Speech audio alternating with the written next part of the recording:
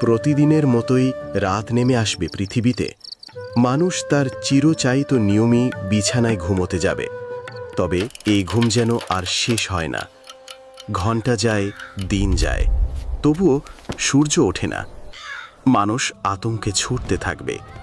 কেউ আকাশের দিকে তাকায়, কেউ মসজিদে এসে আল্লাহর কাছে কান্নাকাটি করে, আবার কেউ বিভ্রান্ত হয়ে বলে, এ কি জাদু, এ কেমন রাত। হঠাৎ ভোরের আভা দেখা দেবে। সবাই ভাববে এবার হয়তো সূর্য উঠবে। কিন্তু এটা কি হলো? মানুষের চোখ বিস্ফোরিত হয়ে যাবে। সূর্য উদিত হলো, তবে পূর্ব দিক থেকে নয়, পশ্চিম দিক থেকে। তখন সকলেই বুঝে ফেলবে কিয়ামত চলে এসেছে, আল্লাহর ঘোষণা সত্য হয়েছে। তখন মানুষ চিৎকার করে উঠবে আর বলবে, লা ইলাহা ইল্লাল্লাহ, আমি এখন ঈমান আনলাম। কেউ কাঁদবে মোনাজাতে, কেউ কাঁদবে সিজদায় পড়ে।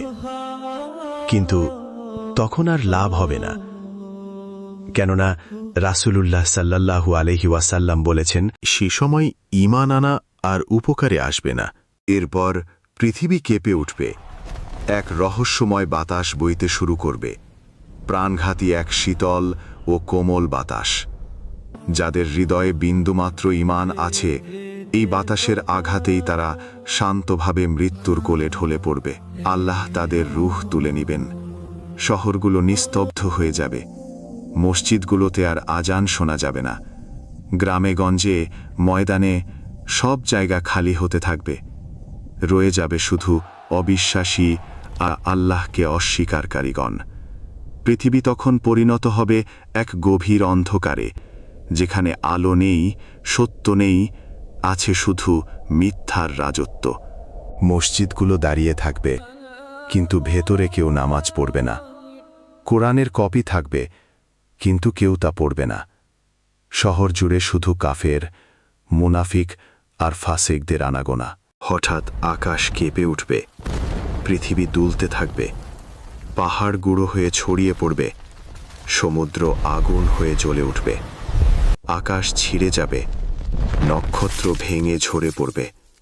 সবাই আতঙ্কে চিৎকার করতে থাকবে, কিন্তু আর পালাবার কোনো পথ নেই।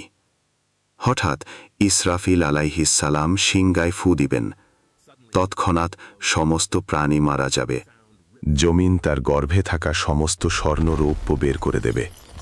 পৃথিবী ও আকাশ ধ্বংস হয়ে যাবে। থাকবেন শুধু একমাত্র আল্লাহ। তারপর আসবে এক দীর্ঘ নীরবতা। কতদিন